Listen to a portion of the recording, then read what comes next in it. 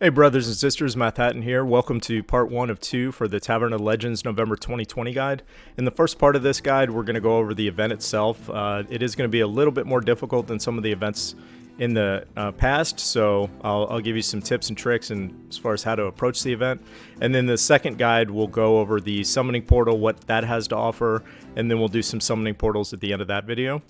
But before we get started, just a quick mention, if you are still looking for an alliance, we've got a strong mid-tier alliance going with the Peanut Gallery. Its required trophies is 1,400, so if you have those 1,400 trophies, feel free to send us an invite request. And then if you don't quite have 1,400 trophies, but you're looking for like a starter alliance, we have the Peanut Farm set up. We currently have 15 slots left in that alliance. So you're more than welcome to join that. It is open. There's no trophy requirement. And then once you get up to 1,400 trophies, you can jump on up to the Peanut Gallery, assuming that we have a spot. So for the actual event itself, it's going to be 10 stages, 1,800 to 4,600 power. It's going to take you 62 world flags to get through all the stages. And if you do complete everything, it's going to net you 210 legend coins, which is going to give you just over the amount needed to do 2 summon pulls from the Tavern of Legends portal. And then it's going to take you 50 heroes to get through this event. So why 50? Well, it's basically there's a rule called Hero Roster Mastery, which only allows you to use each of your heroes once. So you can probably get away with using slightly less than 50 heroes if you use maybe a team of like 3 or 4 on some of the earlier stages. But this might be easier for some of you, but the stages do ramp up pretty quickly. So just keep in mind before you start doing stages in the Tavern of Legends, once you use those heroes, they're gone for good for the whole event. So you're going to need to plan very carefully as far as how you approach this event. And definitely don't click on the first stage and try it out and then flee, because if you do initiate that first stage and then you back out, the game is going to count that as a used hero. So you won't be able to use those heroes again for the whole event. So that's probably the biggest obstacle that you want to avoid in this event is just, don't waste your heroes early on. For the bosses that you're going to be going against, you're going to be going against Gregorian, Drakefang, Kiona, Onatel, Zimkitha, and Evelyn. So let's go through each of the stages and I'll tell you exactly what to expect. So stage 1 is going to be 1,800 team power. If you do finish this stage, you're going to get 10 legend coins. The enemies that you're going to face are going to be Holy and Ice, and then the boss at the end is going to be Gregorian in the Nature class. So I would recommend using your 3 stars if you can on this one. The team power is pretty low, so you should be able to use some 3-star heroes to get through this. And that way you're not wasting some of your better heroes, for the later stages, which you're definitely going to need. For stage 2, it's going to cost you 4 world flags, and the team power is 2,100. You're getting 10 legend coins from this stage. And then the enemies you're going to be facing are Holy and Fire. And then the boss at the end is going to be Drakefang, also in the Holy class.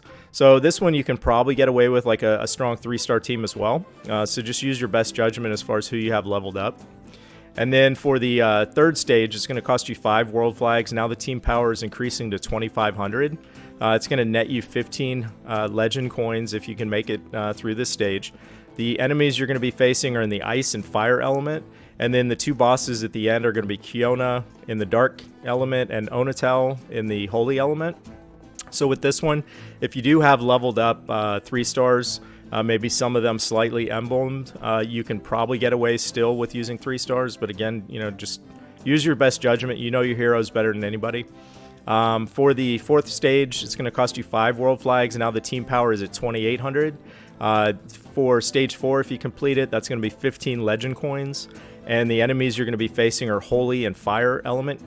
And then the bosses at the end are going to be Zimkitha in the Fire element and Evelyn in the Nature element. So on this one, I probably would recommend you're starting to look at using your 4-star heroes for your team. So definitely don't use your 5 stars yet if you can't, or if you don't have to, just hold off for that. Stage 5 is going to be 6 world flags. You're looking at a team power of 3,200. It's going to net you 20 legend coins if you finish this one. All the enemies up to the bosses are going to be in the holy element, so keep that in mind. And then the bosses, the 3 bosses are going to be Gregorian and Evelyn in the nature element, and Kiona in the dark element. So again, use your better 4 stars on this stage. For stage 6, it's going to cost you 6 world flags, and the team power is now increasing to 3,500. So if you beat this stage, it's going to net you 20 legend coins. And then the enemies you're going to face are going to be in the holy and the ice element. The 3 bosses at the end are going to be Drake Fong and Onatel in the holy element, and then Kiona in the dark element. So this is, again, is going to be your 4 stars. For stage 7, the team power is increasing to 3,800, and you're going to net 25 legend coins if you can beat this stage. The enemies are going to be in the holy and the fire element, and then the 3 bosses at the end are going to be Zimkitha in the fire, Evelyn and Gregorian in the nature. So again, this is going to be your 5-star, and you're going to be using your 5 stars from here on out. For stage 8, it's going to be 7 world flags, and the team power is now increased to 4,200. You're going to get 25 legend coins if you beat stage 8. The enemies you're going to be facing are in the ice and the fire element, and then the 3 bosses at the end are going to be Drake Fong in the holy, Kiona in the dark, and Zimkitha in the fire. Again, this is going to be a 5-star team that you want to take in. For stage 9, it's going to cost you 8 world flags, and the team power is now 4,500. You're going to net 30 legend coins if you can beat this stage. The enemies you're going to be facing are going to be in the holy and the fire element, and then your 3 bosses at the end are going to be Evelyn in the nature, Drake Fong in the holy, and Kiona in the dark. So again, 5-star teams or whatever you got. And then the 10th stage, the final stage, is going to cost you 10 world flags, and the team power is going to be 4,600. You're going to get 40 legend coins if you can beat this last stage. The enemies you're going to be facing are going to be in the holy and ice element. And then the 3 bosses at the end are going to be Onatel in the holy, Zimkitha in the fire, and Gregorian in the nature. So again, 5 stars. This is really use the best that you have left. Just get your battle items nice and organized, because you don't want to go in with the wrong team and use some heroes that you might have needed with some other heroes. So just be careful with this. So overall for the event, I would say the biggest tips that you want to keep in mind is use your 3- and 4-star heroes through stage 6. For maybe the first, 2nd, or 3rd stage, you might be able to get away with not having a full team of 5 if you're struggling with the hero numbers as far as not having quite 50. So just use your best judgment on that. I would definitely save your best battle items for the final stages, because that's where the difficulty is really starting to ramp up. Pay close attention to the monster and boss elements. You can go back and watch this guide just to see exactly what you're going to be facing, because you want to try and stack against the elements. Stack your strong heroes against what the enemies or the bosses are going to be weak against, because stacking up colors definitely will help you through this event. And then plan your teams before you start. So you might want to just grab a pencil and paper or get on the computer and just kind of plan out which heroes you want to use first, because you want to make sure not only are you saving your best for last, but you want to make sure that you're matching up the correct heroes based on elements, as far as what the foes are that you're going to be going against or weak against.